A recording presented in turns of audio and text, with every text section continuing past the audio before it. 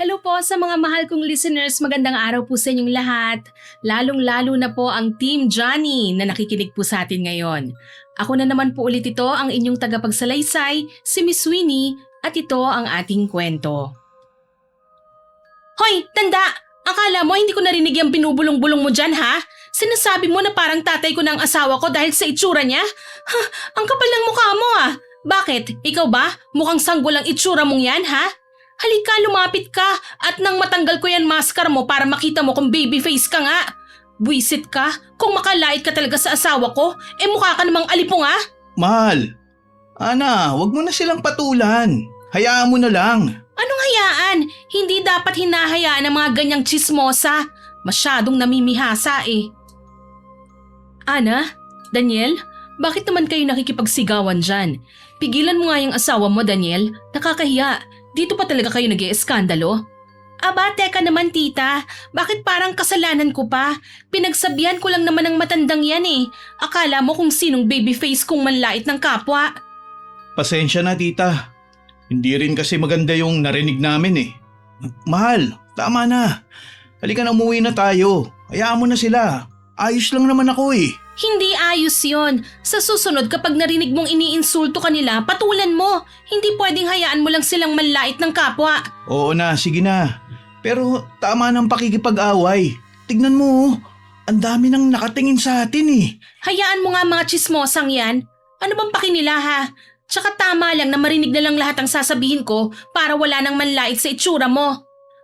Alam mo Ana, hindi naman natin makokontrol kung anong iniisip at sasabihin nila eh. Tsaka si Daniel nga hindi naman naaapektuhan eh. Ay oo nga pala no. Paano mo nga ba kami maiintindihan kung hindi ka naman kailanman na insulto? Gusto ka kasi ng lahat, hindi ba? Oh, bakit ako? Bakit napunta sa akin ang usapan? Sinasaway lang naman kita, Ana. Masyado ka nang nag-ieskandalo dito eh. Ano bang ingay yan ha? Abot hanggang doon sa loob ng bahay. Dito pa talaga kayo sa labas nagtatalong magtita. Sinasaway ko lang naman po itong si Ana, ma. Masyadong matabilang bibig. Ayaw magpaawat. Napaka-iskandalosa. Ano ba kasing nangyayari dito? Bakit kanina ka pa nagsisisigaw, Ana, apo? Wala ho yun, Lola. Huwag niyo na lang po akong intindihin. Mga tsismosang palakalang sila na feeling babyface. Pasaway na bata. Ano ba yung pinagsasasabi mo, ha? Lola, hindi na po ako bata. Tsaka hindi po ako pasaway, no? Iniinsulto nila si Daniel eh. Dinig po yun ng dalawang tenga ko. Kinakansyawan nila na mukhang tatay ko na raw. Tapos, naghahagik-gikan pa sila. Nakakairita po eh, kaya sinaway ko lang. Sinaway o inaway? Sinaway ko lang po pero nauwi sa away. Pasensya na po Lola. Mukhang magiging topic pa kayo sa tsismisa ng dahil sa akin eh. Ay nako, ganyan talaga mga tsismosa rito. Hanggat may nakikita silang bago sa mga mata nila, pag-uusapan nila. Kaya dapat hindi nyo na lang sila pinapansin. Lola naman eh. Hay nako, ikaw ha? May asawa ka na't lahat, pinapairal mo pa rin yung pagiging palaaway mo. Tigil-tigilan mo yan ha? Baka mamaya mapaaway pa tong si Daniel ng dahil sa'yo. Hindi naman po siguro aabot sa ganon. Sinaway ko lang naman po yung mga tsismosang yan. Kahit na. Tignan mo, pinagpepiestahan pa kayo rito sa labas. Habang papalapit ako kayo ang pinag-uusapan ng mga nakakasalubong ko. Tandaan mo Ana ha, dayo ka lang dito, kaya umayos ka. Matuto kang makisama at huwag magsimula ng gulo. Opo, oo na po. Ay, o siya, tayo'y umuwi na at mahamog dito sa labas. Ikaw naman Sheena, ikaw ang matanda, dapat hindi ka na dumadagdag pa sa eksena. Pinagsabihan ko lang naman po si Ana, ma. Pinagsabihan daw. Ay nako, tama na yan ha. Para na naman kayong mga bata. Walang mga kinatandaan. Magandang araw po, Miss Winnie. Ako nga po pala si Ana. Dito na po ako nakatira sa Maynila simula pa nung first year high school ako.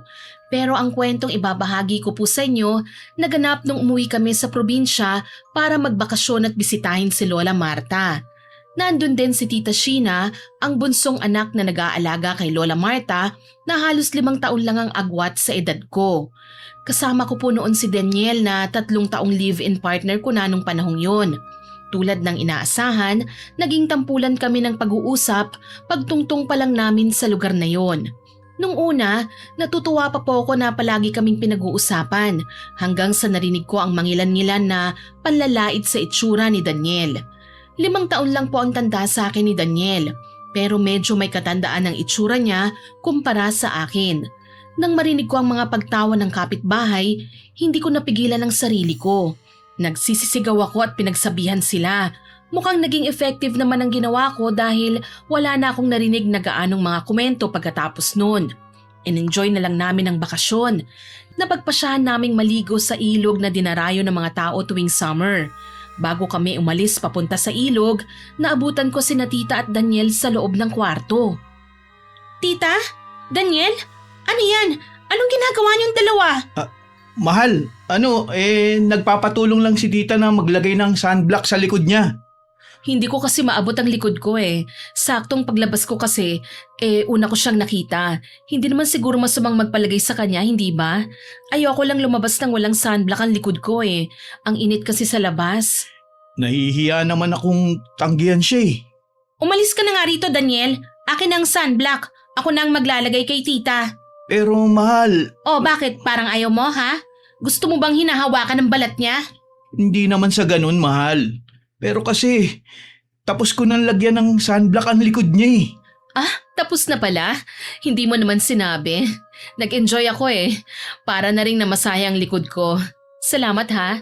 Mahusay ka palang maglagay ng sunblock. Ha? Anong sabi mo, tita?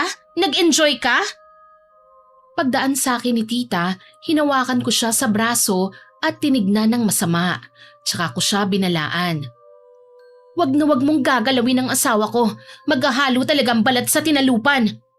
Ano bang pinagsasasabi mo? Wag ka nang magmaang-maangan pa. Kumukulo ang dugo ko sa'yo, hindi dahil sa pag-iinarte lang.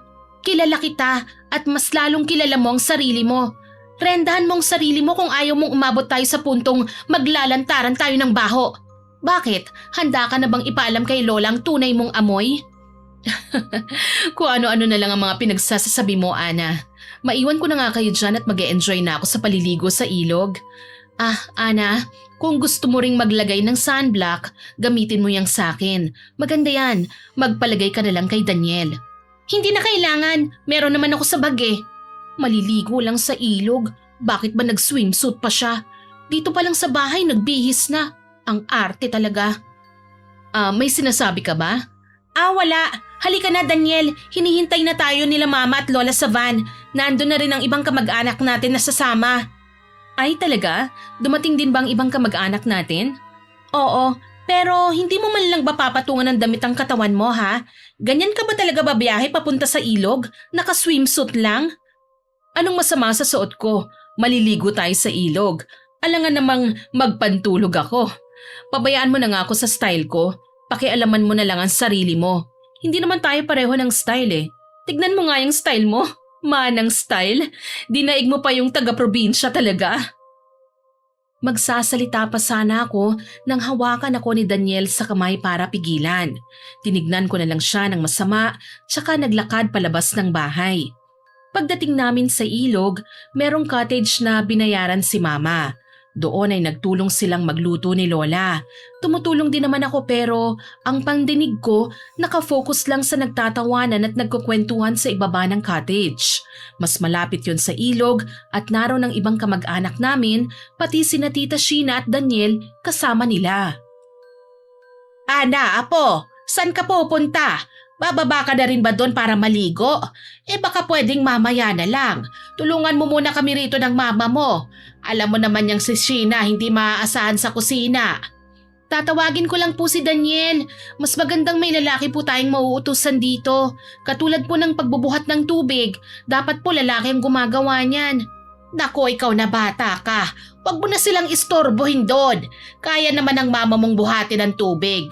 Maliit lang naman ang galon na yan. Kaya hayaan mo na silang magsaya doon. Nandun naman ang tita mo. Siguro hindi naman siya maiilang doon.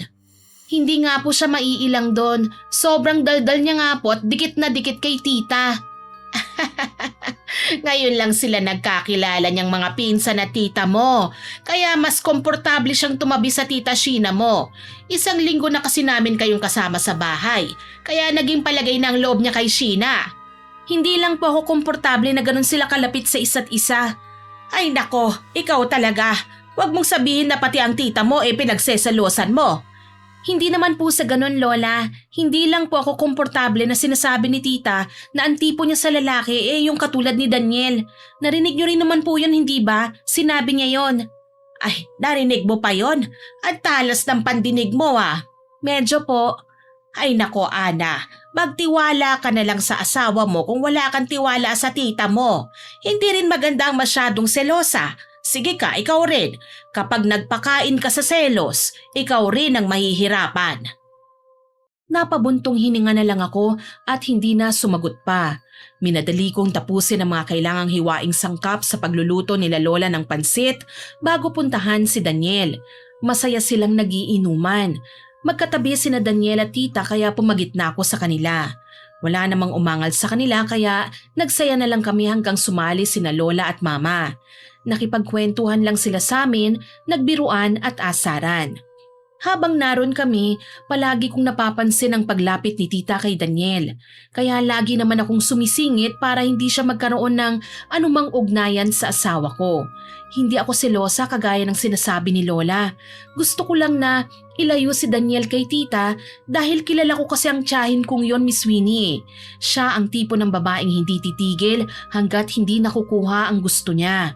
Alam kong napapansin na niya ang ginagawa kong pagkontra sa kanya kaya hindi na niya inulit hanggang sa mag-uwian na kami. Mahal, bakit ang sexy ng tita mo? Hindi mo ba tinatanong kung anong sikreto niya, ha? Sinasabi mo bang hindi ako sexy, ha? Hindi naman sa ganun. Pero parang tumataba ka na eh. Di dun ka kay tita. Nasiseksyan ka na pala sa kanya eh. Dun ka na. Lumabas ka na rito sa kwarto. Puntahan mo na siya. Dun sa kwarto niya, oh. Aray naman. Ano ba, mahal? Ikaw naman, oh. Nagbibiro lang naman ako eh. Hindi nakakatuwa yung biro mo, ha? Ang cute mo talaga magselos, mahal ko. Akala mo hindi ko napapansin na nagsiselos ka kanina kapag nakikita mong panay ang lapit sa akin ni Tita Sheena, no? Di ko lang pinapahalata pero kinikilig ako dun, ha? Ang cute-cute mo talaga. Kung wala lang tao dun, pinanggigilan na kita eh. Sige, magpahinga na tayo. Masyado ako napagod kakalangoy kanina eh. Ayoko. Dun ka na kay tita. Hindi mo ako makukuha sa pambobola mo, no? Hindi ka na talaga mabiro. Halika na. Umiga na tayo dito. Huwag ka na masyadong mag-inarte dyan. Payakap na ako, mahal. Ay, maarte pala ako, no? Aray, mahal naman. Bakit mo ako tinulak? Diyan ka matulog sa sahig. Inaasar lang kita. Ang cute mo kaya kapag naaasar o nagsiselos. Hindi yun nakakatuwa kaya tantanan mo ko. Bitiwan mo ko ha, wag mo akong hahatakin. Ay, ano ba Daniel? Wag mo nga akong niyayakap. Ayoko nga sa'yo. Layuan mo ko. Napakalakas naman nun. Aray, mahal naman. Nako, pasensya na ha. Nakaistorbo yata ako sa paglalambingan nyo. Ang sabi kasi ni Mama, dalhin ko raw sa inyo itong gatas at saka kape. Nag-aalala kasi siya na baka hindi ka makatulog, Ana. Ito namang kape para kay Daniel, para mawala ang kalasingan niya. Kumatok ka na, hindi ba? Bakit hindi mo na lang hinintay na pagbuksan ka? Tuloy-tuloy ka talagang pumasok sa kwarto namin, ano? Akala ko kasi walang tao eh. O di kaya nasa banyo kayo o naliligo. Ilalapag ko na lang sana itong dala ko sa maliit na lamesa sa gilid ng kama nyo. Sige, ayos lang akin na. Pakisabi kay Lola, salamat ah. Alam na alam niya talagang hindi nakakatulog si Ana kapag hindi nakainom ng gatas. Heto, pasensya na rin sa storbo ha. Sa susunod, mag-lock kayo ng pinto ng kwarto nyo. Lalo na kung maglalambingan kayo. May bigat ang pagsasarado ni tita sa pinto ng kwarto namin pagkalabas niya. Hindi ko na lang yun pinansin lalo na't alam kong may tama rin siya ng alak. Hindi ako kumbinsido na inutusan siyang dalhin ang gatas at kape, Miss Winnie. May kutob kasi kung sinadya niya yon para makiusyoso sa amin. Ininom ko ang gatas na dinala niya at hindi nagtagal nakatulog na rin ako. Nagising akong wala sa tabi si Daniel. Madilim pa noon nang sumilip ako sa bintana. Inisip ko na baka nasa banyo lang siya. Lumabas ako ng silid para magbanyo na rin pero naabutan ko sina Daniel at Tita Sheena sa kusina na halos magkadikit ang kanilang mga katawan. Nasa harap ng kalan si Tita at nasa likuran naman niya si Daniel. Daniel? Ano yan? Anong ginagawa niyo? Mahal, good morning. Gising ka na pala. Oh, kamusta tulog mo? Ang tanong ko kung anong ginagawa niyo? Nagluluto kasi ng tusino si tita eh. Nahirapan siyang baliktarin kaya tinulungan ko. Nasunog pala at nanikit sa kawali kaya nahirapan siyang alisin. Talaga ba? So kailangan ganun ang posisyon ng katawan niyo kanina ha? Kulang na lang magyakapan kayo ah. Ano bang iniisip mo, Ana? Hindi nga namin naiisip yung iniisip mo eh. Mas inaalala namin yung pagkain na nasusunog. Bakit ka kasi nagluluto? Hindi ka naman pala marunong. Nagbanyo kasi ako kanina. Iniwan ko lang saglit ang niluluto ko. Hindi ko alam na masusunog naman kaagad yan. Tsaka kung may mali siya sa'yo yun, kasalanan mo na yan. Ang dumi kasi ng isip mo eh. Wala talagang ibig sabihin yun, mahal. Masyado pang maaga. Huwag mo munang painitin yung ulo mo, ha? Ikaw talaga, oh. Halika na. Bumalik na lang muna tayo sa kwarto. Bakit ka ba lumabas ng kwarto? Nagising na kasi ako eh. Magkakape na sana ako. Ikaw ba? Bakit ka lumabas? Hinahanap mo ba kagad ako? Ang mahal ko talaga, ha? Napaka-sweet naman. Ay, ano ba yan? Ang ingay-ingay ang aga-aga. At bakit parang may nasusunog? Saan ba yon? Ay, si tita po yan, Lola. Nagluto ng tusino. Hindi naman pala marunong. Ay nako, ang aga mo mag-aksaya ng pagkain, Sheena. Magandang umaga po, Lola. Papasok na po ulit kami sa kwarto ni Ana, ha? Ay siya, sige. Magpahinga pa kayo. Maaga pa naman. Marahan akong hinatak ni Daniel pabalik sa kwarto namin. Pagkapasok, hindi ko siya pinapansin kahit panay ang kausap niya sa akin. Nagpapaliwanag siya pero hindi ko iniintindi. Nahiga na lang ako sa kama at pinilit na matulog ulit. Nagising ako mga bandang tanghali nang makarinig na may mga natataranta sa sala. Dali-dali akong lumabas para alamin ang mga nangyari. Ano pong problema ni Mama, Lola? Bakit siya nagmamadaling lumabas ng bahay? Nagkaroon kasi ng malawakang lockdown. Hindi lang Metro Manila ang naapektuhan, pati na rin sa ibang probinsya. Kaya po pala. 2 linggo lang po kasi ang pinagpaalam namin sa trabaho, lalo na si Mama. Kaya po siguro natataranta siya. Baka kasi wala kaming masakyan pabalik ng Maynila eh. Dapat hindi na po siya lumabas. Marami na po sigurong kaso ng COVID kaya siguro nag-lockdown. Hayaan nyo na lang muna si Mama, la. Magtatanong-tanong lang po siguro yon. Ay, tsaka nag-iikot na ang mga barangay tanod eh. Ikukulong nila mga pasaway na labas ng labas. Naku, baka makulong naman po niyan si Mama. Bakit kasi lumabas pa eh?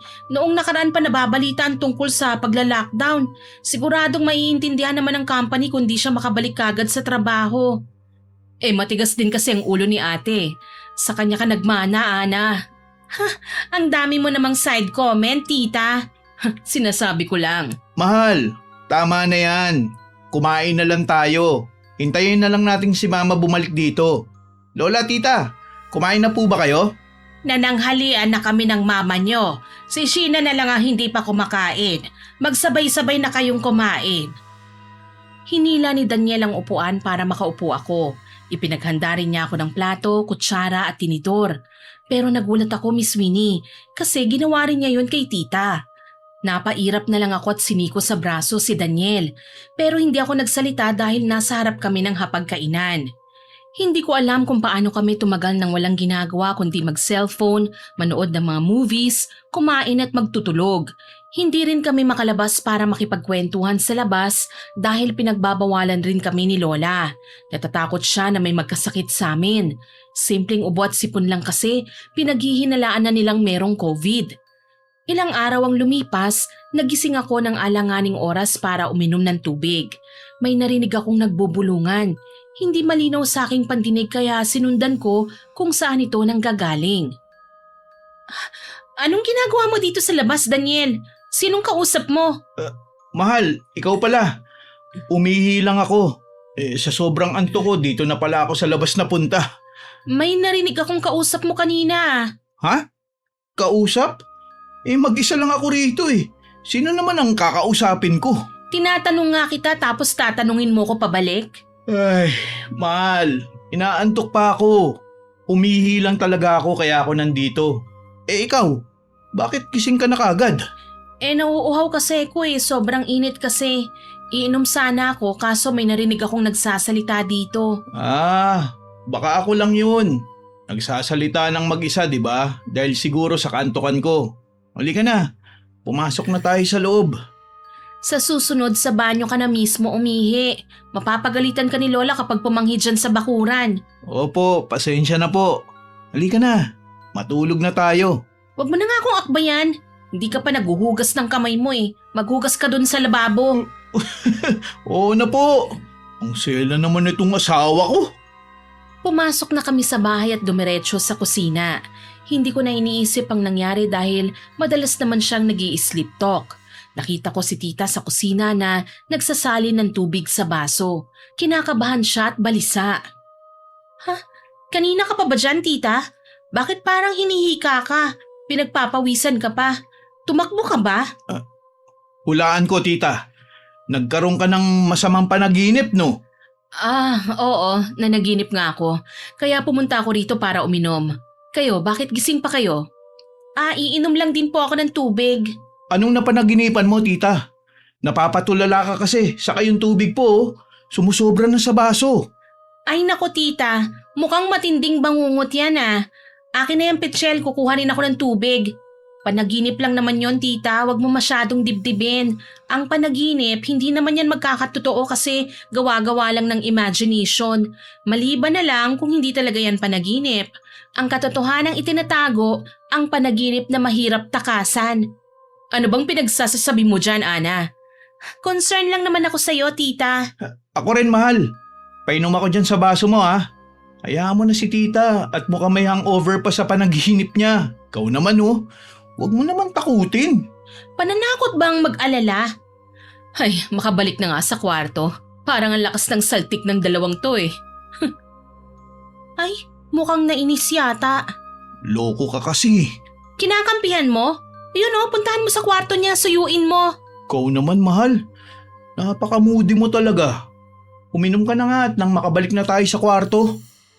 Habang tumatagal ang lockdown, mas naiinis ako, Miss Winnie. Bukod sa boring ang palaging nasa loob na lang ng bahay, may napapansin din ako mga bagay na hindi ko nagugustuhan. Pero pinipili ko na lang manahimik. Isang araw, umalis ako para kumuha ng travel pass sa barangay. Pag uwi ko ng bahay, nakita kong magkasunod na lumabas ng banyo sina Tita Sheena at si Daniel. Pareho silang bagong ligo. Ha? Bakit magkasunod kayong lumabas ng banyo? Sabay ba kayong naligo?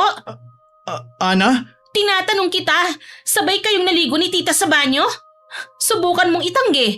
Kitang-kita kong magkasunod kayong lumabas. Naabutan pa ng mata ko si tita na papasok sa kwarto niya habang nakatapis lang ng tuwalya. Ano kasi, mahal? Magpaliwanag ka, Daniel! Hindi kami sabay na naligo, Ana. Kumalma ka nga. Kanina pa ako tapos maligo. Lumabas lang ako para kunin ang pamusod ko. Naiwan ko kasi dun sa lababo Bumabagsak kasi ang buhok ko habang nag-aayos. Ano, Daniel? Hindi ko kasi alam kung ano ang nangyayari. Paglabas ko ng banyo, nakasigaw ka na kaagad dyan. Kaya hindi ko alam kung anong isasagot ko sa'yo. Ewan ko ba dyan sa asawa mo, Daniel? Napapraning na yata Sa bagay, hindi ko naman siya masisisi. Nasa lockdown tayo at wala tayong magawa. Palagi na lang tayong nasa loob ng bahay. Dahil hindi na nakakalabas kung ano-ano na ang iniisip. At anong gusto mong isipin ko tita? Pareho kayong bagong ligo tapos iisipin kong naglaro lang kayo? Pasensya na, mahal. Hayaan mo, sa susunod, mag-iingat na kami. Ano? Hindi yun ang ibig kong sabihin. Ano kasi, ang sabi ko, sa susunod hindi na ako magpapaiwan dito sa bahay nang kaming dalawa lang. Ay nako Daniel, tama nga yan. Para hindi mapraning ang asawa mo, dapat itali mo ng sarili mo sa kanya. Bakit ba? Nasaan ba sina mama at lola? Namalengke si mama. Bukas na raw kasi ang palengke. Si lola naman nasa likod bahay lang nagpapahangin. Pwede ba wag ka nang magalit? Wala naman akong ginagawang masama Magbihis ka na nga. Nakalantad pa yung katawan mo. Sa susunod, magdala ka ng pamalit sa banyo. Wow bakit parang ang possessive mo yata ngayon, Ana? Hindi ko naman pagpapantasya ng katawan ni Daniel Hindi naman yun tungkol doon Tsaka may tiwala ako sa asawa ko. Talaga ha? Parang kani-kanina lang umuusok sa galit yung ilong mo. Hindi ako nakontento sa naging paliwanag nilang dalawa, Miss Winnie. Pero ayokong mas magmukhang katawa-tawa sa harap nila. Nung sumunod na araw, mas tinutukan ko ang bawat galaw nila. Praning na akong praning pero iba talaga ang pakiramdam ko. May tiwala ko kay Daniel pero lalaki siya at alam kong madali lang siyang matukso. Lalo na kapag ang babae na ang nagbibigay ng motibo. Dahil hindi naaprubahan ang travel pass namin pa uwing Maynila, kinailangan namin ng pagkakakitaan. Lumuwag na rin ang lockdown kaya pwede nang lumabas para magtrabaho, pati si Daniel nakakuha na rin ng trabaho sa palayan. Hanggang isang hapon, lumabas muna ako para bumili ng mauulam. Hanggang sa makabalik ako ng bahay, malayo pa lang tanaw ko na nakayakap si tita sa likod ni Daniel. Pero nang maramdaman nila akong papalapit, mabilis siyang kumalas sa pagkakayakap. Anong ginagawa niyo? Bakit ka nagpapayakap kay Tita Daniel? Ha? Anong nakayakap bang sinasabi mo? May inaabot lang ako. Mahal, nandiyan ka na pala. Kanina pa kita hinahanap eh. Wala ka sa kwarto kaya hinihintay kita rito sa sala. Ang ipaliwanag mo sa akin yung eksenang nakita ko. Huwag mong sabihin hindi mo nararamdaman ang yakap niya sa'yo. Ha? Hindi mahal. Inabot niya lang talaga tong tropilo na nalaglag. Bakit sa likuran mo pa niya kukunin? Pwede naman siyang umikot, hindi ba? Hindi ko alam, mahal. Ang sabi mo dati, hindi mo hahayaan na dalawa lang kayo dito sa loob ng bahay. Bakit ngayon prenting-prenti ka pang nakaupo dyan sa malapit sa kanya? Ha? Hinihintay lang kita kaya ako nandito. Kaya nga dito ako sa sala nakaupo para hindi ka mag-isip ng kung ano-ano eh. Anong nangyayari dito? Bakit kayo nagsisigawan? Nilalandi ho kasi ni tita si Daniel, Lola. Ano? Totoo ba yon, Daniel? Sheena? Kitang-kita po ng dalawang mata ko kung paano sila maglandian kapag sila lang dalawa. Ma, napapraning lang po yan si Ana.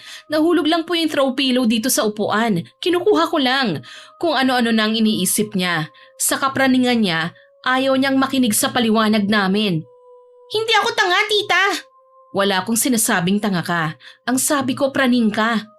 Hindi ako magkakaganito kung hindi ko nakikita ang mga pinaggagawa niyo. Ay nako, tama na nga yan. Hindi naman gagawin ni Sheena ang sinasabi mo, Ana. Siguradong nagkamali ka nga lang ng pagkakaintindi. Pumasok ka na lang muna sa kwarto mo at magpalamig ng ulo. Ay nga pala, Daniel, nasa labas ang mama mo. Ibinababa ang mga pinamili niya. Pwede mo bang tulungan na ipasok dito sa bahay? Sige po, Lola. Sandali lang, mahal ha. Mag-usap na lang tayo mamaya ha. Gusto kong magwala. Gusto kong sumigaw at sabihing hindi ako praning. Hindi lang ilusyon ang nakita ko, Miss Winnie. Sigurado kong nakayakap si tita kay Daniel. Mabilis lang siyang nakakalas at nakapagdahilan. Dahil doon, muli kaming nag-aaway ni Daniel nang pumasok siya sa kwarto. Sunod-sunod ang panunuyo niya sa akin pero hindi ko siya pinapansin. Nagsimula na rin akong maghanap ng sapat na ebidensya sa mga ginagawa nila para hindi na sila makatanggi pa sa susunod. Isang araw, pinuntahan ko si Daniel sa trabaho niya. Oras na ng uwian kaya sinadya ko talagang puntahan siya dahil mula nang mag-away kami dahil kay tita, palagi na lang siyang naglalasing. May nadaanan akong isang bahay. Nagtataka ko dahil lumabas si Daniel mula roon. Pareho kaming nagulat nang magkaharap. Oh, anong ginagawa mo sa bahay na yon? Bakit doon ka galing? Bahay ng kasama ko sa bukid yun. Dumaan lang ako. Nakikipag-inuman ka na naman?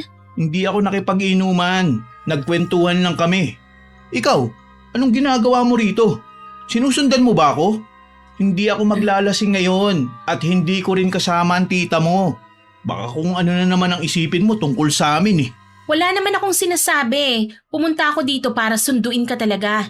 Hintayin mo nga ako. Bakit ba nagmamadali kang maglakad dyan? Asawa mo kaya ang kasama mo? Hindi mo man lang ba ako aalalayan? Naiinis na kasi ako sa'yo eh. Naiinis? Anong kinakainis mo sa akin? Palagi ka na lang kasing tamang hinala.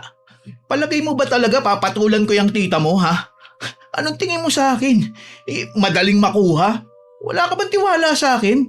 Nanunundo ka pa talaga ha? Bakit parang napaka-defensive mo naman ngayon? Inaaway mo ba ako ha? Sinundo ka na nga, inaaway mo pa ako. Hindi ka ba nahihiya sa nakakarinig? Ikaw ba, Ana? Hindi ka ba nahihiya na pinag-iisipan kami ng masama ha?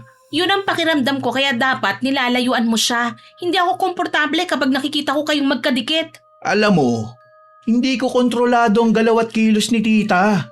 Nakakasakit lang eh. Asawa mo ko pero wala kang tiwala sa akin. Matagal na tayo nagsasama ha. Yun na nga eh, kaya kilala kita. Alam ko kapag may ginagawa kang katarantaduhan. Sa isip mo lang yan, Ana. Iniwan ako ni Daniel sa daan, Miss Winnie, at nagmamadali siyang naglakad pa uwi. Malapit na ako sa bahay nang makita ko si tita na pauwi na rin mula sa trabaho niya. Nakita kong umirap siya. Mula nang lagi kong inaaway si Daniel, napansin kong si tita na ang umiiwas sa amin. Palagi na lang siyang nasa silid niya at hindi na sumasabay sa amin na kumain. Ikinatuwa ko naman yon dahil nagkaroon kami ng distansya. Pero napansin ni Lola na merong hindi magandang nangyayari sa aming tatlo. Inaway mo na naman ba ang tita mo, ha, Ana? Grabe naman po kayo, Lola. Inaway kagad.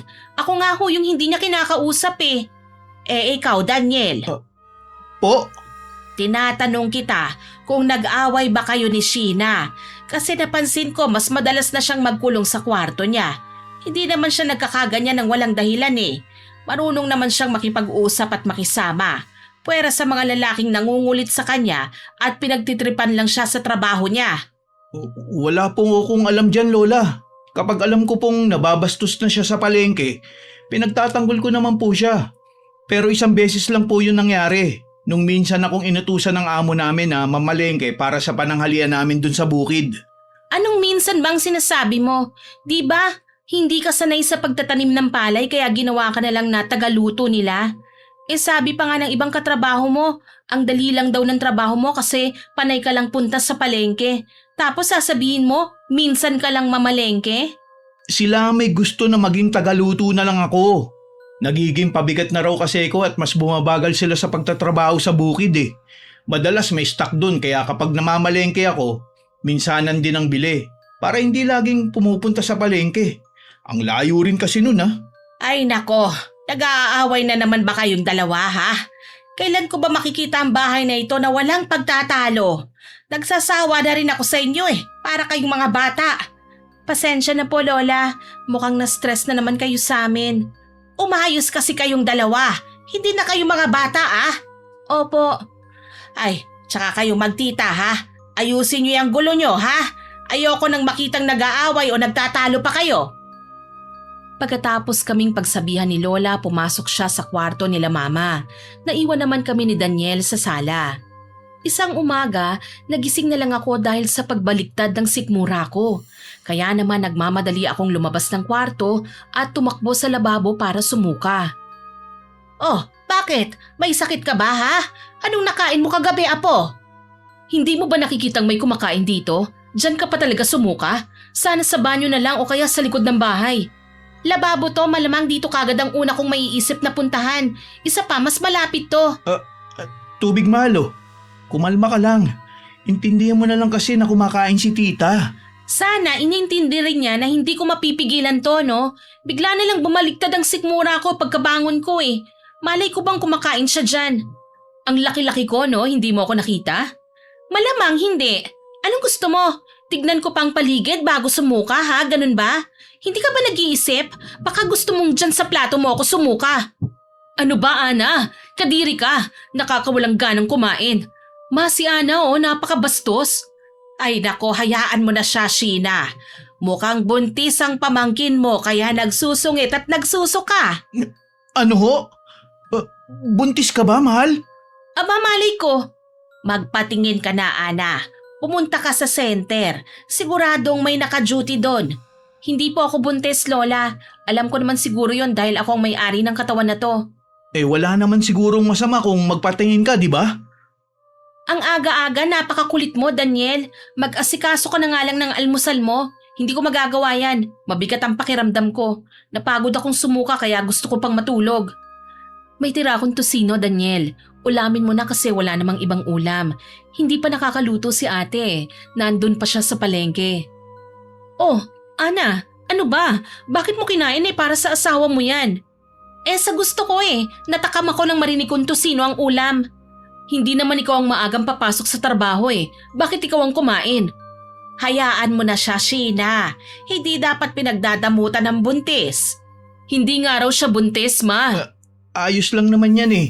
Hindi nyo kailangan mag-away dahil lang sa pagkain. Bibili na lang ako ng itlog sa tindahan. O, sige na mahal. Magpahinga ka na ulit sa kwarto pagkakain mo, ha? Pasalamat ka, may mabait kang asawa. Anong sinabi mo? Ana, Sheena, ano ba? Ang aga-aga niyong mag-away ha? Umayos nga kayong dalawa. Nakita ko pang umismid si tita pero hindi yun pinansin ni Lola. Pumasok na lang ako sa kwarto at nagpahinga. Nagulat ako dahil pumasok sa silid si Daniel. Ayaw niyang pumasok sa trabaho hanggat hindi niya nalalaman kung buntis ba ako o hindi. Kaya wala akong nagawa kundi pumunta sa center para magpatingin. Hindi na ako nagulat sa resulta na buntis ako, Miss Winnie. Lalo na po at madalas akong nakakaramdam ng pagod at pagkahilo. Kinagabihan, naabala kaming lahat dahil sa matinding pag-ubo ni tita. Patignan niyo na po kagad si tita sa bayan, Lola. Siguradong COVID na po yan dahil sa tindi ng pag-ubo niya. Ano ka ba? Baka nalipasan lang ng gutom ang tita mo. Nalipasan ng gutom? Pwede bang ubuhin ng ganyan katindi dahil lang sa gutom? Abay, oo naman. Tumataas ang acid sa lalamunan at sobrang katinod. Ay nako. Mag-face mask nga po kayo ni Mama. Heto po isuot nyo. Ano ba? Hindi nga kasi COVID ang dahilan ng pag-ubo ng tita mo. Wala siyang COVID. Pwede ba wag mong isipin yan? Tsaka baka may makarinig ng mga kapitbahay. Kahit hindi po natin ipaalam, sa lakas ng ubo ni tita, siguradong iisipin nila na may nagka-COVID dito. Bukas lang kalat na yan sa buong barangay ano. Anong gusto mo? Dalhin nila ang tita mo sa ospital at mag-isa siya ron? Po? Meron naman pong isolation na ginawa sa barangay ah. Magpa-isolate lang po siya habang tinetest. Pauuwiin naman po siya kagad kung wala siyang COVID eh. Ano ka ba? Malamang iisipin nila na COVID na kagad yan dahil sa matinding ubo. Hindi talaga siya basta-basta pakakawalan ng mga yun ng buhay. Paano nga po kung COVID nga po yun, Lola? Buntis po ako at hindi ako pwedeng mahawa, no? Ay hindi! Hindi pa rin ako papayag na dalhin doon si Sheena. Ayokong matulad siya sa mga napapanood ko sa TV. Buhay pa ng kinukuha nila pero abo na nang iuuwi. O diba? Kayo naman po pala ang nag-iisip ng masama eh. Kulang na lang umiyak si Lola dahil sa tindi ng pagtutol at pag-aalala niya, Miss Winnie. Pinipigilan din ako ni Mama na sabihin pa sa kanya ang mga posibilidad na mangyayari. Nagising na rin noon si Daniel at inawat niya akong magsalita ng kung ano-ano. Ang gusto ko lang naman mapatignan si tita eh. Paulit-ulit nilang kinakatok ang pinto ng kwarto ni tita at tinatanong kung ayos lang ba siya o kung may kailangan ba siya. Makalipas ang 2 oras, umupa ang matinding pag-ubo ni tita. Nag-iwan din ng tubig si Mama sa may pintuan ng silid ni tita para may magamit siya. Kinabukasan nagulat na lang ako nang may mga dumating sa bahay na taga-LGU. Lahat sila nakasuot ng puti at may daladalang mga gamit na pang-ospital. Lahat kami sa loob ng bahay, sinwab test. May lumabas ba sa inyo? Sino ang nag-report sa mga taga-LGU? Sa tingin ko po dahil sa mga kapitbahay natin yan. Siguro nakapag-report po sila. Ayaw niyo ba nun, Lola? Hindi na mag-iisa si tita sa isolation area dahil lahat tayo naka-isolate dito sa bahay kahit wala naman tayong sintomas. 7 araw lang naman kung walang sintomas. Pwede na tayong lumabas. Kahit na ba? Naging usap-usapan pa rin tayo ng mga chismosa dyan sa labas dahil kay tita. Mahal, alam kong buntis ka at hindi mo gusto nangyayari. Pero hindi ba sobra ka na? Tita mo pa rin naman siya eh. Hindi ba dapat mag-alala ka? Bakit mas iniisip mo pa ang sasabihin ng iba kaysa sa sarili mong tiyahin? Wow ha? Pinagtatanggol mo na si tita ngayon? Hindi ko siya pinagtatanggol. Lahat kami rito nag-aalala. Pero ikaw, ganyan pa ang iniisip mo. Tama na, Daniel. Sanay na kami na parang aso't pusa ang dalawang yan habang lumalaki. Hindi ko lang akalain na kahit sa ganitong sitwasyon ganyan ka pa rin mag-isip, Ana. Hindi na yan dahil sa pinagbubuntis mo, ha? Ano ba talagang rason, ha? Bakit parang ang laki ng galit mo sa tita Sheena mo? Ho, concern lang po ako, Lola, pero minamasama nyo. Hindi na kasi basta concern lang yan eh. Mukhang may malalim kang pinanggagalingan. Bakit hindi mo sabihin ngayon para mas maunawaan ka namin? Tinatanong kita, Ana, anong naging kasalanan ng tita mo sa'yo, ha? Para ganyan ang maging trato mo sa kanya. Hindi ba dapat sa ganitong pagkakataon kayo ang nagkakampihan? Di ba dapat tayo ang nagdadamayan bilang pamilya? Pero sa kalagayan ng tita mo, gusto mo pa siyang ilayo sa akin. Kung may sakit siya, ako ang mag-aalaga sa kanya. Ngayon niya ako mas kailangan. Bakit, Paula? Papakinggan niyo po ba ako kapag nagsabi ako ng saloobin? Paniniwalaan niyo ba ako, ha? Sa totoo lang gusto ko nang umalis sa bahay na to eh. Iniisip ko lang kayo at si mama kasi lagi kayong nag-aalala. Kung ano-ano nang tumatakbo sa isip ko dahil kay tita. At kapag sinabi ko yun sa inyo, siguradong sasabihin yung napapraning lang ako. Oh, sige, sabihin mo. Gusto ko rin naman na maintindihan ka eh. Tama na yan, Ana. Halika na, mahal. Magpahinga ka muna siguro sa kwarto. Pasensya na ho kayo, Lola ha. Nagiging emosyonal lang ho siguro ang asawa ko dahil sa pagbubuntis niya. Kaming dalawa na lang po muna mag-uusap, Lola. Hindi ako hinayaan ni Daniel na magsalita. Marahan niya akong hinila papunta sa kwarto namin. Pinagsabihan niya ako dahil nababastos ko na raw si Lola eh. Pero naging bingi ako. Gusto kong sumabog dahil sa halo-halong emosyon na nararamdaman ko. Kaya ibinuhos ko sa kanya ang lahat, Miss Winnie. Sa tingin ko, kailangan na nating maghiwalay, Daniel. Ha? Anong problema? Ano bang pinagsasabi mo dyan? Hindi ko naman ipagdadamot sa iyo ang magiging anak natin eh. Pwede mo siyang bisitahin, alagaan at sustentuhan. Ayoko lang ituloy ang plano nating kasal at magsama pa sa iisang bahay. Mukhang hindi ko kayang pakisamahan ka pa. Ano bang sinasabi mo? Alam mo, gutom lang yan. Ipagluluto kita. Ano bang gusto mong kainin, ha? Daniel, ano ba? Seryoso ko sa sinasabi ko. Ano nga ba, mahal? Ano bang problema? Ano bang ginawa kong mali, ha? Bakit mo ba nasasabi ang lahat ng yan? Hindi ko na nagugustuhan ang sinasabi mo eh. Bakit sa tingin mo gusto ko ba tong desisyon na to, ha? Kung hindi mo gusto, bakit mo gagawin? Dahil kailangan. Sa tingin ko nangyayari ang lahat ng ito sa amin dahil sa'yo. Ano? At bakit ako? Hindi ako tanga, Daniel. Hindi lang ako makakuha ng sapat na ebidensya at hindi ko kayo mahuli sa akto. Pero alam kong tinatarantado niyo ako. Ay, tama na. Hindi ko alam kung anong sinasabi mo. O sige ganito, kung gusto mo magpahinga, magpahinga ka lang dito. Huwag lang tayo magtalo dahil wala naman tong saysay eh. Wala tayong dapat na pag-awayan. Ayoko rin ng hiwalayan na sinasabi mo. Ayokong lumaki ang anak natin nang malayo ako sa kanya. Ayokong lumaki siya nang hindi buo ang pamilya niya. At anong gusto mo, ha? Magkaroon ng asawang praning, ha? Ganun ba? Gusto mo bang lumaki ang anak mong ganito tayo, ha? Laging nag-aaway? Laging naghahanapan ng ikasisira? Mahal, pagod ka lang at gutom. Sige na, kumain ka na lang muna. Ayoko nga! Gusto kong makipaghiwalay na sa'yo. Para magsama na kayong dalawa. Para malaya na kayo. Para hindi na kayo tago ng tago pa. Hindi kita maintindihan eh. Sino ba kasi ang sinasabi mo? Maang-maangan ka pa dyan. Gago ka? Akala nyo hindi ko alam, ha? Akala mo okay lang ako at kahit alam kong may relasyon na kayo ni tita? Ano? Relasyon? Nagpapatawa ka ba? Hindi ako tanga, Daniel. Alam mo ba nung nag-aaral kami, ha? Sinulot ni tita ang boyfriend ko. Dahil doon kaya napapraning ako ngayon. Alam kong kaya niyang gawin yun sa'yo. Kaya gusto kong umalis na tayo rito para mailayo kita sa kanya. Kaso dahil sa buwisit na lockdown na to, hindi tayo makaalis-alis. Pero ngayon, dumating na ang kinatatakutan ko. Ano pa bang laban ko kung nakukuha ka na niya? Ha?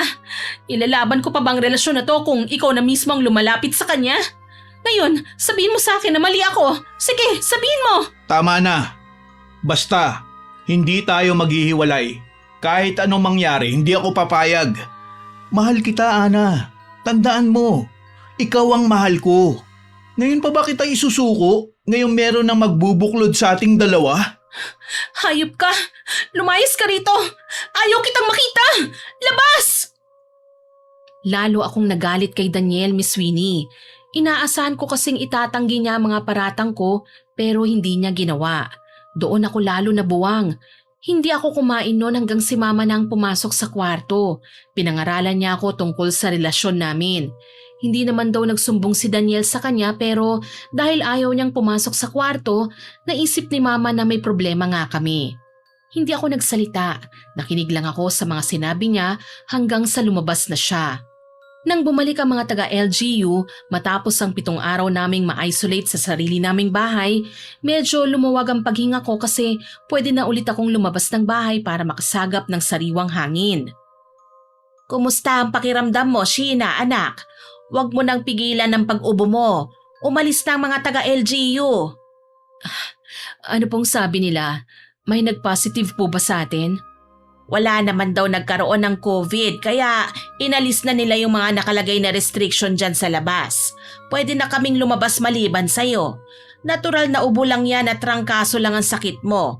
Nag-iwan sila ng mga gamot at sinabi nila na huwag ka munang lalabas ng bahay dahil hindi ka pa gumagaling. Huwag kang mag-alala anak.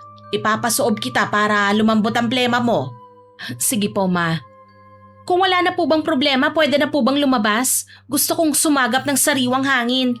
Samahan na kita, mahal. Iwasan niyong makipag-away dyan sa labas, ha? Kapag nakarinig kayo ng chismis, pasok sa kabilang tenga, labas sa kabilang tenga, ha? Naiintindihan niyo ba? Ako na pong bahala, Lola. Halika na, mahal. Huwag mo na akong samahan. Kaya ko namang maglakad. Wala akong sakit, no? Bakit hindi na lang yung may sakit ang alalahanin mo dyan? Ano ka ba naman, mahal? Ikaw ang asawa ko, saka buntis ka pa. Siyempre, dapat kitang samahan. Gusto kong mapag-isa, Daniel. Please lang. Kahit ngayon lang. Huwag kang mag-alala. Hindi ko papansinin ng mga chismosa rito. Napatunayan na naman na hindi tayo infected ng COVID, kaya mauubos lang ang laway nila kachichismis. Ay, o siya, sige na. Pupunta na lang ako sa amo ko. Titignan ko kung may trabaho pa silang ibibigay sa akin. Mukhang tapos na ang pagtatanim ng palay eh. Agad ko siyang tinalikuran noon at naglakad paalis. Sa kabilang direksyon ang punta ni Daniel, kaya naman hindi niya ako sinundan. Hindi ko naman talaga gustong maglakad-lakad ng oras na yon, Miss Winnie. Gusto ko lang na makahinga kasi pakiramdam ko ang sikip na ng bahay namin. Kinanaw ko lang si Daniel habang papalayo. Nang hindi ko na siya matanaw, tumambay ako sa tindahang malapit sa amin. Yun ang tindahan na tinatambayan ng mga chismosa sa aming lugar. Tulad ng inaasahan, ilang silang lahat sa akin pero hindi ko na pinansin. Maya-maya nakita ko si Lola na natataranta habang papalabas ng bahay. Kasunod niya ang kapitbahay naming lalaki na nagmamagandang loob na buhatin si tita sa likod niya. Nagmamadali nilang tinungo ang daan papunta sa bahay nila Lolo Saldi, ang albularyo sa aming lugar. Dahil sa pag-aalala, sinundan ko sila. Lola, ano pong nangyayari? Bakit niyo dinala si tita rito? Akala ko po ba hindi na nanggagamot si Lolo Saldi? Biglang hinimatay ang tita mo. Hindi ko alam ang gagawin at ito lang ang pinakamalapit na mahihingan ko ng tulong. Kumalma lang po kayo. Hahanap po ako ng masasakyan para madala natin siya sa bayan. Mas maganda kung matitignan po siya ng doktor. Hindi na!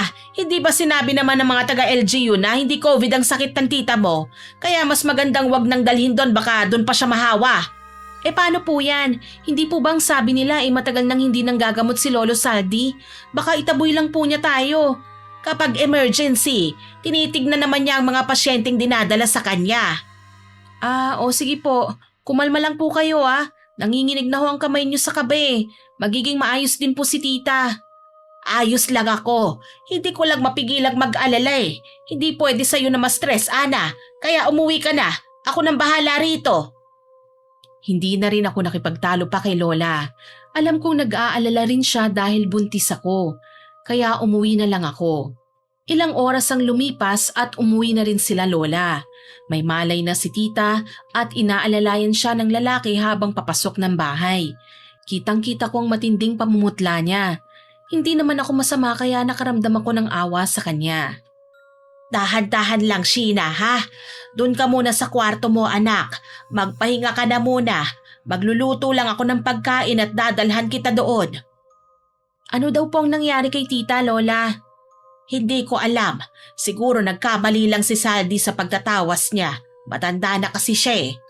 Po? Ano po bang ibig niyong sabihin?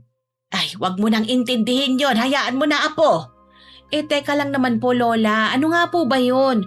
Bakit niyo naman po tinatago sa akin? Parang ayaw niyong malaman ko May kinalaman ho ba ako dyan? Ay, hindi ganyan ang gusto kong sabihin, apo. Ayoko nang makadagdag pa sa isipin mo dahil buntis ka pa naman. Ayos lang po ako, Lola. Nag-aalala rin naman po ako kay tita eh. Ay, may bumarang daw sa tita mo. Ho?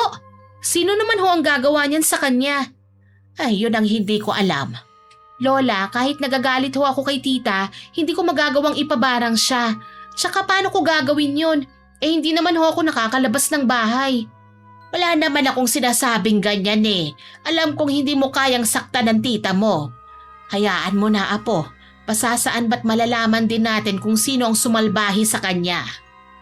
Isang araw nagising ako dahil nakarinig ako ng parang nagdarasal. Nagmumula yon sa sala namin kaya binuksan ko ang pinto ng kwarto ng dahan-dahan at saka sumilip. Nakita ko si Lolo Saldi sa sala at nagsasagawa ng orasyon. Ilang minuto rin ang tinagal nun at pagkatapos umalis na rin siya. Hindi naman mahirap yon, Sheena. Wala naman mangyayari sa'yo eh. Ibabalik lang natin ang barang sa taong gumawa niyan sa'yo. Eh bakit ba ayaw mo? Hindi na naman po kailangan eh. Ayos lang po ako. Anong hindi na kailangan? Barang ng enerhiya ang tumama sa'yo. Sabi ni Saldi, inuubos nito ang enerhiya mo at pinanghihina ka sa pamamagitan ng trangkaso at matinding ubo. Eh pwede mo yang ikamatay, anak. Magpapalakas na lang po ako hanggang mawala ang barang, ma. Hindi po ba wala namang ibang paraan kundi yun? Bakit ba nakikipagmatigasan ka pa? Kilala mo ba ang gumawa nito sa'yo? Gaano ba katindi ang ginawa mong kasalanan sa kanya para pahirapan kanya ng ganito? Hindi ko po alam, ma. Siguro ho gusto niya lang na matuto ako. Gustong matuto? Saan? Tsaka pwede ka naman niyang pagsabihan, hindi ba? E di sana hindi na umabot sa ganito. Ayoko na pong mag-isip, ma. Pagod na po ako eh. Gusto ko nang magpahinga. Ano ba kasi ang gusto mong mangyari, ha, tita? Nag-aalala na si Lola sa'yo pero mukhang mas inaalala mo pang bumarang sa'yo. Ano? Kung may ginawa kang mali, bakit hindi mo sabihin sa amin para matulungan ka namin?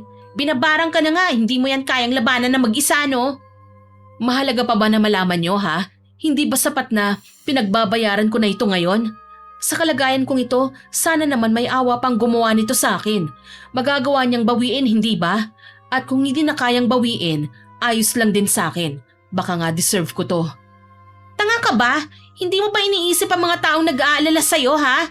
Baka natatakot ka lang na umamin sa kasalanan mo kaya ayaw mong sabihin ng totoo. Ang galing mo rin kasi. Sanay na sanay kang maglaro. Kaya mo rin gawing ikaw palagi ang biktima at kaawa-awa. Tumigil lang ha kayo! Nagsisimula na naman kayong dalawa, ha? Hindi na ba talaga kayo magbabate, ha? Hindi ko na po kayang manahimik lang, Lola.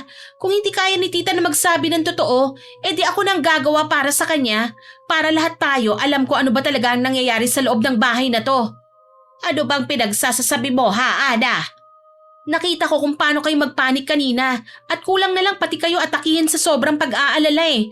Tapos itong naturingan na mas matanda sa akin, nag-iisip bata. Hindi na ako makikipag-away sa'yo, Ana. Hindi rin naman sana ako makikialam eh, pero kung sina mama at lola na ang apektado, hindi ba dapat makialam na ako, ha? Ano bang gusto mo, ha?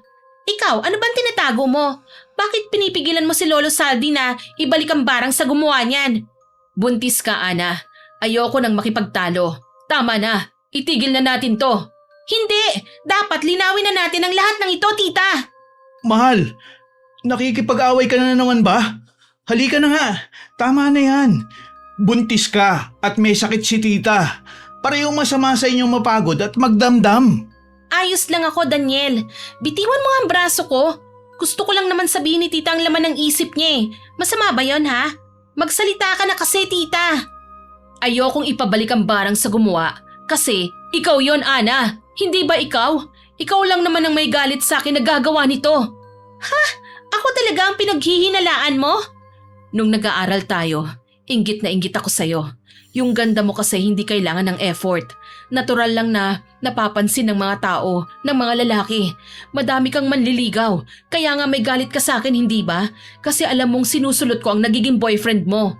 Bata pa tayo noon at saka hindi naman seryoso ang mga nakarelasyon kong yon. Oo, sumama ang loob ko pero hindi ako aabot sa pambabarang ko sa'yo. Pero bago kayo lumipat sa Maynila, nagkaroon ka ng boyfriend, hindi ba? First year kayo noon pero nalaman mong pinopormahan na ako. Hindi ka na nagpaalam sa kanya bago ka umalis. Kaya alam kong nasaktan ka at sumama ang loob mo. Kaya alam kong hanggang ngayon dala-dala mo pa rin yun. Pero bakit mo ba kasi ginagawa yon ha? Bakit ang hilig mong sulutin ang mga nagiging boyfriend ko o kahit mga nagiging kaibigan ko lang? Dahil naiinggit nga ako sa'yo. Ang gaslaw-gaslaw mong kumilos pero nagugustuhan ka pa rin nila. Gusto ka nilang kaibigan kahit ang prangka mo at hindi iniisip ang mararamdaman nila. Kahit nga ang taray mo minsan, ikaw pa rin ang nililigawan ng mga lalaki. Gusto kong ipakita sa kanila na mas higit ako kesa sa'yo, na mas mabuti akong tao kesa sa'yo. Dahil lang doon, napakababaw mo. Matanda ka na tita. Sana alam mo na hindi na ganun ang mundo. Sana alam mong hindi nakakasira ng pagkatao ang pagiging totoo. Tsaka matagal na issue na yon. Bakit mo pa binabalik? Dahil lang ba dyan, kaya mo iniisip na ako ang nagpabarang sa'yo ha? O baka naman may iba pang dahilan? Sabihin mo na ngayon ng lahat. Tama na, ayoko na Ana. Natuto na ako. Gusto ko na lang gumaling. Patawarin mo ako sa mga nagawa ko sa'yo. Hindi nga ako nagpabarang sa'yo, tita. Tatawagin ko na lang si Lolo Saldi para ituloy niya ang orasyon ng pagbabalik ng barang.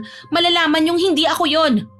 Ana, ayos lang po ako, Lola. Hindi niyo ako kailangang intindihin.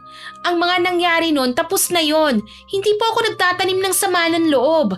Kaya malinis po ang konsensya ko. At kahit na may bagong kasalanan na ginawa si tita sa akin, hindi pa rin po ako aabot sa sitwasyon na saktan siya para gumanti. Kahit papano, iniisip ko pa rin na kadugo ko siya. Pero siya, nagawa niyang pag-isipan ako ng masama. Sa kabila ng ginawa niya sa akin, ako pa rin ang hindi mabuti sa paningin niya. Nagulat ako nang yakapin ako ni Mama para pakalmahin ako. Paulit-ulit ding humingi ng pasensya si Lola sa akin kasi noon palaging ako ang pinapagalitan at kinakampihan nila si tita. Sa mata nila ako ang laging may kasalanan, Miss Winnie. Dahil sa ugali kong pabalang kong sumagot. Wala na silang nagawa noon nang balak kong sunduin si Lolo Saldi. Pero nang palabas na ako ng bahay, pinigilan ako ni Daniel. Nanginginig at nanlalamig ang kamay niya nang hawakan niya ang braso ko. Kita ko rin sa kanyang mga mata ang nangingilid na luha. Bakit mo ba ako pinipigilan? Ano bang problema mo, Daniel? Mahina ang katawan ni tita. Kung hindi siya ngayon maoorasyonan, baka bumigay ang katawan niya. Ano ba yan, Daniel? Bakit ka lumuluhod? Anong eksena na naman ba yan, ha? Daniel, wag, please. Patawarin niyo ako. Natukso lang po ako at hindi na kaya ng konsensya ko. Daniel, ano ba? Hindi na kaya ng konsensya ko, Sheena. Ako ang nagpabarang sa'yo. Ha? Anong sabi mo? Bakit? Hindi ako naniniwala. Hindi mo magagawa sa akin yon kasi 'di ba? Mahal mo ko? Sabi mo mahal mo ko? Mas mahal ko ang asawa ko. Dahil hindi ko na siya kayang lokohin, Sheena. Mas naliwanagan ako nung tinatakot mo na ako at pinagbabantaan na sisirain mo ang pagsasama namin. Hindi ko alam kung paano ko yun aayusin. Naisip kong baka matulungan ako ng matandang lalaking nakatira sa dulo ng barangay. Yung nag-iisang bahay doon na malapit sa pinagtatrabahuhan kong bukid. Ang sabi nila, matalinong mangkukulam daw yun. Natalo lang ng kalaban kaya nabaliw. Pero nakakausap ko siya ng maayos. Parang naging kaibigan ko siya at nasasabihan ko siya ng mga problema ko. Kaya nakipagkasundo ka sa kanya na barangin ako, ha? Ganun ba? Ang sabi niya ginayuma mo raw ako, kaya nahumaling ako ng gusto sa'yo. Grabe, bakit ka nagpapapaniwala sa baliw na yon? Wala na kasi kung ibang makausap tungkol sa problema ko. Kasi habang tumatagal, nahuhulog na rin ako sa'yo eh. Pero ayoko masira ang pamilya ko. Kaso ilang beses na akong nakiusap sa'yo, natigilan na ang patago nating relasyon. Ayaw mo naman pumayag. Dahil sa banta mo, mas lalo ako natakot na mawala sa akin ang mag-ina ko. Pero hindi ko alam na babarangin ka ng matandang yun. Nakikipagkwentuhan lang naman ako para may mapaglabasan ng problema. Pero inamin niya sa akin na binarang ka nga niya. Diyos ko, bakit kayo umabot sa ganito? Hindi ko po sinasadya, Lola. Patawarin niyo po ako. Sabi ko na hindi talaga ako nagkakamali sa kutob ko. Hindi ka pa rin talaga nagbabago, tita. Katulad ka pa rin ng dati. Pati si Daniel, nagawa mong sulutin sa akin. Napakawalang ya mo. Sheena, Hindi kita pinalaki ng ganyan. Bakit mo nagawa ito sa sarili mong pamangkin? Ma, hindi ko naman po sinasadya eh. Sinubukan ko pong iwasan si Daniel kaso nadadaig ako ng inggit sa tuwing nakikita ko kung gaano siya kabuting asawa para kay Ana. Nung una, sinubukan ko lang naman kung gaano katatag ang pagsasama nila. Pero dahil po malambing si Daniel, nahulog ang loob ko. At ang inggit ko, napalitan ng selos. Kaya gusto kong agawin si Daniel. Pero nang ipaglaban niya si Ana, doon ko po na-realize na hindi ako kayang ipaglaban ni Daniel. Nagpasya na po akong tumigil talaga. Kaso nangyari naman ito sa akin. Wala pong kasalanan si Daniel. Kasalanan ko po ang lahat ng ito. Ako ang nagkamali. Patawarin niyo ako. Kaya totoo, deserve ko ang pambabarang sa akin dahil napakasama ko. Tinanggap ko na ito. Patawarin niyo ako. Hindi naman kita hinihigpitan na magnobyo, Sheena. Pero ganito pang relasyon ang pinili mo. Bakit hindi ka maghanap ng lalaking katulad ni Daniel? Hindi yung siya mismo ang sinusulot mo sa pamangkin mo. Nakakahiya ka. Ma, patawarin niyo po ako. Ana, patawarin mo ako. Patawad. May kasalanan din po ako, Lola. Naging marupok po ako eh. Naging mahina po ako. Wag lang po si Sheena ang sisihin niyo. Patawarin niyo po kami. Ana, patawarin mo ako. Mahal na mahal kita. Hindi ko kayang mawala ka sa akin. Ewan ko, Daniel. Hindi ko na alam kung anong mararamdaman ko ngayon. Masakit sa akin nung hindi pa kumpirmado at puro kutob lang at hinala lang ang sandigan ko. Inaaway ko pa nga ang sarili ko eh. At pilit na pinapaniwala na napapraning lang ako kagaya ng iniisip niyo sa akin. Pero ngayong inamin niyo na, mas masakit pala. Sobrang sakit. Paano mo maaalagaan ang apo ko at ang magiging anak niyo kung nadadaig ka ng tukso, ha, Daniel? Kaya pala galit na galit si Ana sa tiyahin niya dahil may kalokohan kayong ginagawa. Dito pa talaga sa pamamahay ko, mga wala kayong respeto. Patawad po, Lola. Lahat po gagawin ko para lang mapatawad niyo po ako. Habang nagkakagulo kami, bigla na lang nawala ng malay si tita. Ang galit ni Lola napalitan ng takot na baka mamatay siya. Kahit galit siya, anak pa rin niya ang nasa panganib. Hindi ko siya masisisi, Miss Winnie. Pero ako, namanhid ang puso ko noon. Hindi ko magawang maawa sa kanya. Pero hindi rin naman ako nagagalit ng sobra. Sobrang sakit lang sa akin na halos mahirapan akong huminga at nawalan na rin ako ng malay. Nang magising ako, nakahiga na ako sa kama at nakahawak sa kamay ko si Daniel. Nakatulog na siya sa pagbabantay sa akin. Tumayo ako at lalabas na sana ng kwarto nang makita ko si tita na nakahiga sa kanyang kama.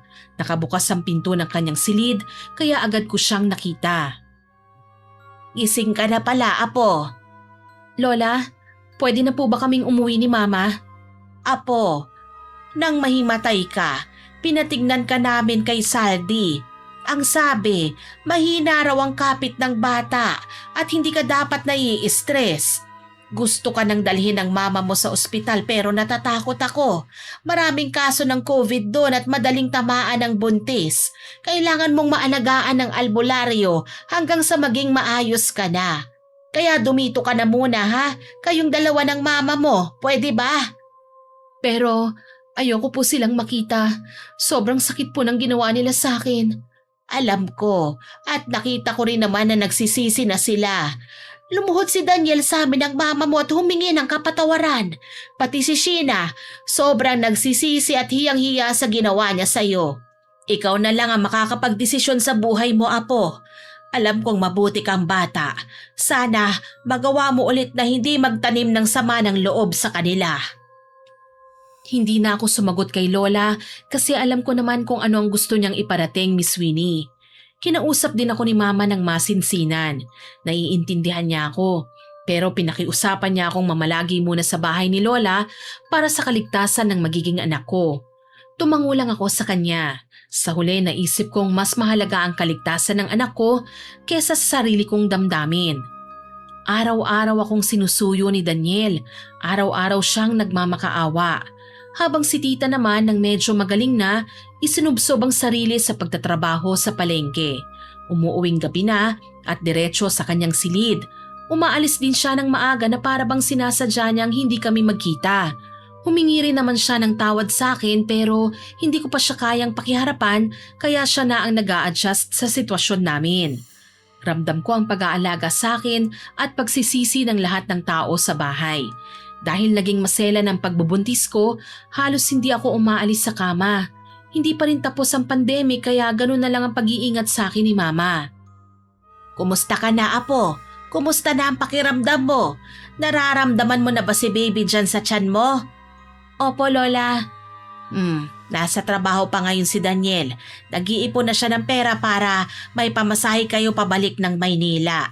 Ang tagal din kasi ng lockdown at ang sabi ng mama mo na ubos na raw ang ipon nyo. Ganun po ba? Apo, galit ka pa rin ba? Hindi ko po alam, Lola. Mahirap silang patawarin. Maling-mali ang nagawa nila. Mali rin ako na hindi kita kinampihan o pinakinggan man lang nung mga panahon na nagpapaliwanag ka. Akala ko kasi katulad ka pa rin ng dati. Nagagalit at nang-aaway ng walang dahilan. Hindi mo kasi hilig ang magpaliwanag Kaya ang akala namin kasalanan mo ang lahat. Bata pa po ako noon, Lola. Kaya po ganun ang ugali ko. Hindi ko po alam kung paano ipapaliwanag ang sarili ko noon Masyado pa naman po akong bata nung umalis dito. Kaya siguro ganun pa rin po ang tingin niyo sa akin. Ako pa rin po yung batang paslit na nangaaway dahil lang gusto niyang makuha ang mga gusto niya. Oo, tama ka nga. Yun nga ang tingin ko. Pasensya ka na, ha, Apo? Ayos lang po yun, Lola. Gusto ko rin pong humingi ng pasensya sa inyo Minsan nasasagot ko po kayo at sumusobra na ako. Siguro dala lang din po ng inis at selos tapos iniisip ko pang walang nakakaintindi sa akin. Naiintindihan naman kita. Alam ko na matalino kang bata kaya hindi ka sasagot kung wala sa katwiran. Basta, wala akong sama ng loob sa'yo. Mahal na mahal kita, Apo ko. Tsaka sa tita Sheena mo, ako nang bahalang dumisiplina sa kanya. Alam kong hindi mo pa siya kayang patawarin sa ngayon, pero ayos lang yon. Alam din naman niya ang pagkakamaling nagawa niya Alam niyang hindi mo siya basta-basta mapapatawad. Pero si Daniel, isipin mo na lang ang magiging anak niyo. Nakikita ko naman na mahal ka niya. Pag-isipan mo pa na sana mabigyan mo pa siya ng pangalawang pagkakataon. Mahal mo naman siya, hindi ba? Pag-iisipan ko po yun, Lola. Nga po pala, si tita, talaga po bang magaling na siya? Kasi panay na po ang trabaho niya Baka mamaya lalo siyang magkasakit. Nahirapan nga si Saldi na alisin ang barang, lalo na't patong-patong na kasalanan at emosyon na galit, inggit at selos na siyang nagpapatibay dun sa barang. Ang nangyari kasi, parang naging domino effect. Pero hindi sumusuko si Saldi. Tuwing Martes at Biyernes, pinapapunta niya si Sheena sa kanila para sumailalim sa ritual ng paglilinis para tuluyan na siyang gumaling. Mabuti naman po. Lola, ano ho ba ang nangyari at bakit nahihirapan si Lolo Saldi na pagalingin si tita? Ganun ba kalalim ang barang na ginawa sa kanya at kailangan pang dumaan sa parang session ng paglilinis? Ang sabi kasi ni Saldi, mapapadali ang panggagamot kay Sheena kapag napatawad mo na siya.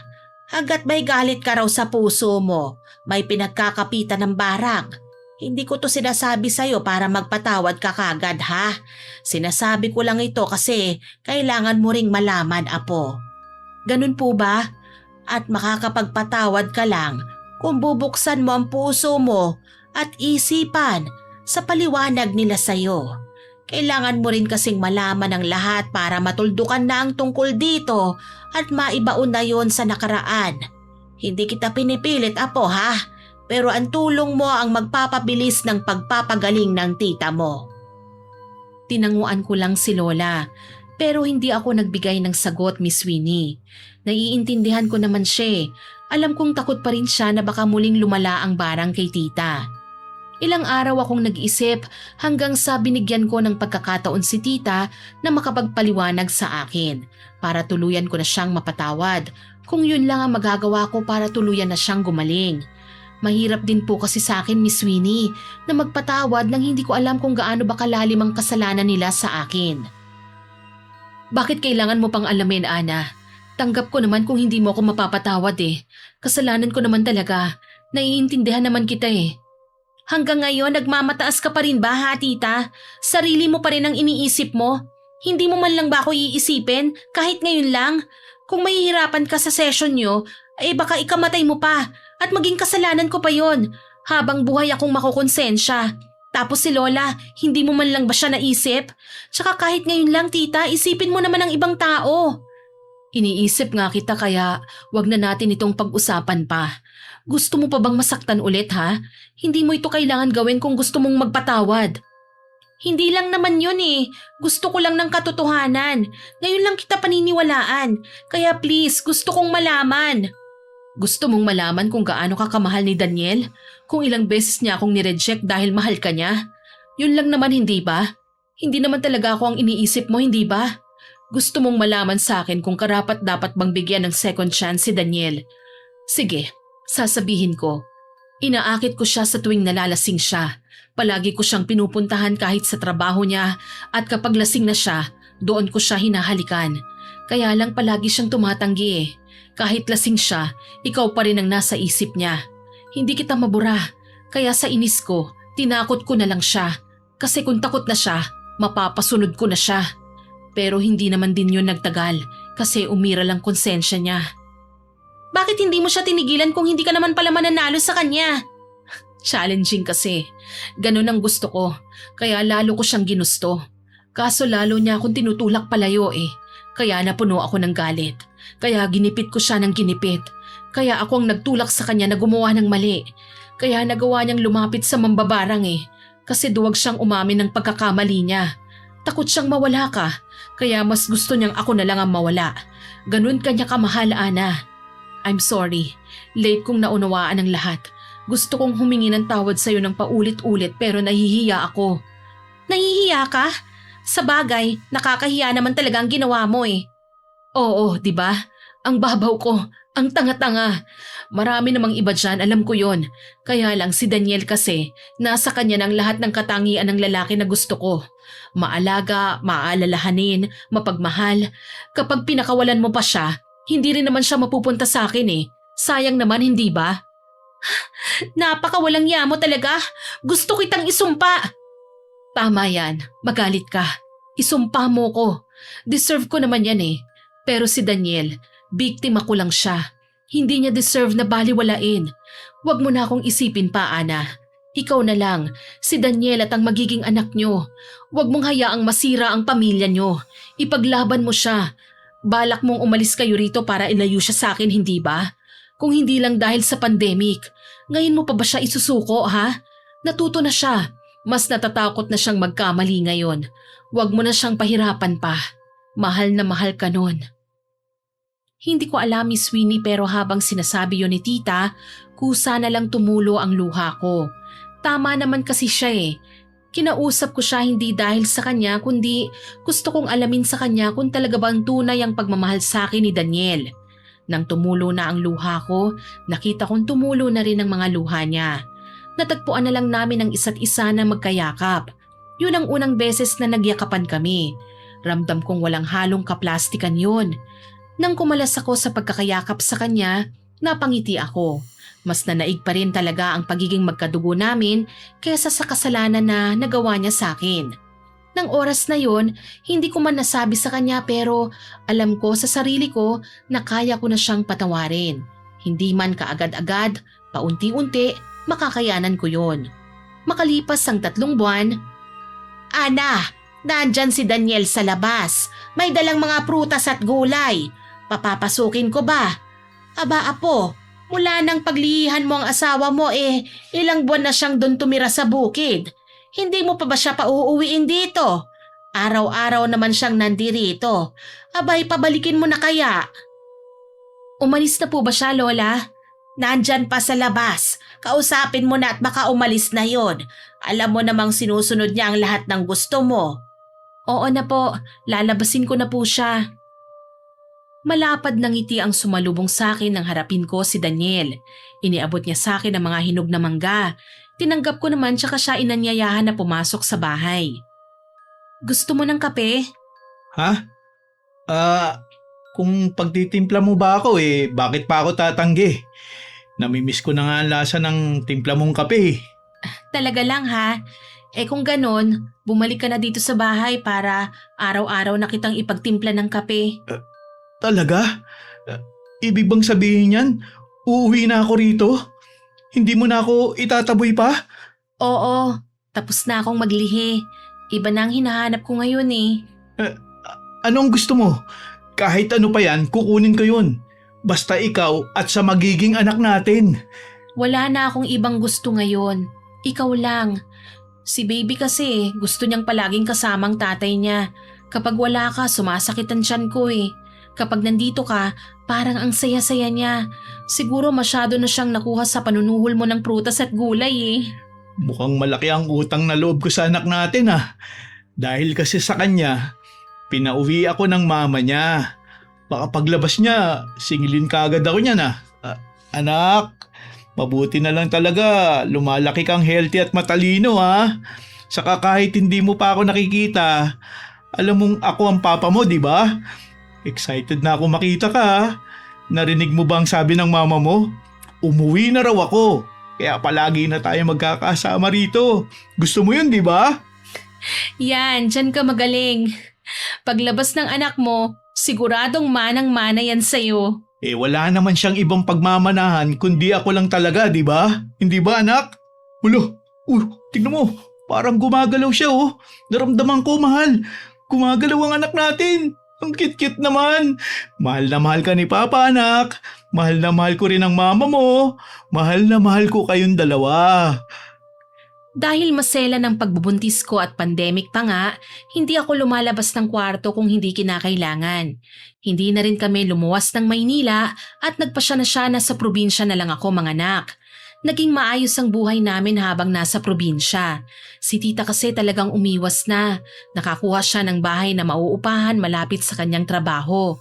Sinabi niyang dun daw muna siya habang naroon pa kami sa bahay ni Lola. Pumayag naman si Lola sa gusto niya at nakakadalaw naman kasi siya dun sa tinutuluyan ni tita. Nagpaalaga ako kay Lolo Saldi para mas maingatan ko ang anak ko. Pero kahit ganon, nagpapacheck up pa rin ako sa center. Sa tuwing check up namin ni baby, palaging nakaalalay si Daniel. Ipinakita talaga niyang sa amin lang umiikot ang buhay niya kaya sobrang saya ko. Hindi po ako nagkamali na bigyan siya ng ikalawang pagkakataon, Miss Winnie. At dahil malapit na ang kabuanan ko, excited ang lahat habang ako naman kabado. Hanggang sa... Aray! Ang sakit! Ang tiyan ko! Bakit, mahal? Manganganak ka na ba? Abay, bakit hindi mo alam? Hindi ba't kabuanan na niya? Tumahawag ka na ng masasakyan. Kunin mo na ang mga gamit ng bata. Ano ba?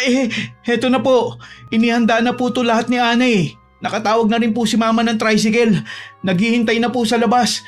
Bubuhatin na kita, mahal.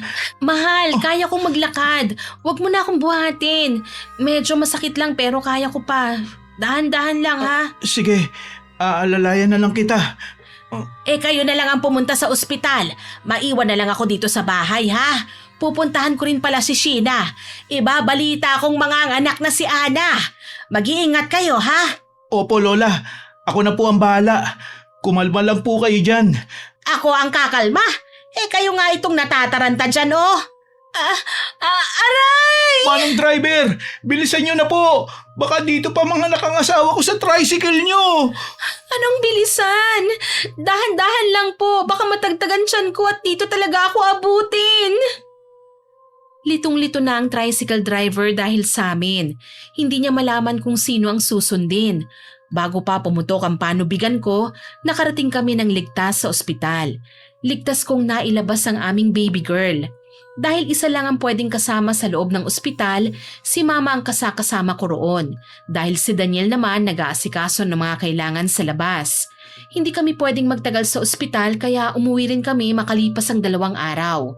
Mula nang dumating ang anghel sa buhay namin, lalong nabuklod ng pagmamahala ng aming pamilya. 6 na buwan na po ang baby ko noong naisipan naming magpakasal ni Daniel. Noong mag-iisang taon na siya, lumipat na kami ng Maynila. Patuloy pa rin ang tawagan at kumustahan namin nila Lola.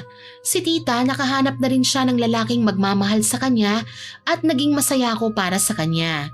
Alam ko namang mahanap niya rin ang lalaking binigay ng Diyos para sa kanya at nakuha niya yon dahil sa paghihintay.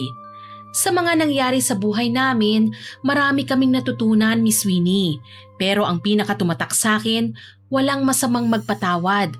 Kung sa pagpapatawad makukuha mo ang kapayapaan kasama ang iyong mga mahal sa buhay.